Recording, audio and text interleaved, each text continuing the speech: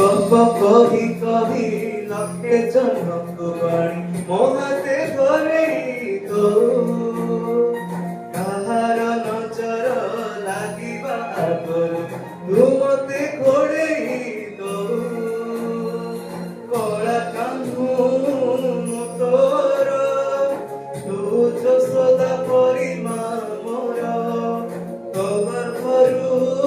କାଢ଼ି ମତେ ଆଣି ଦେଖେଇଲୁ ରେ ସଂସାର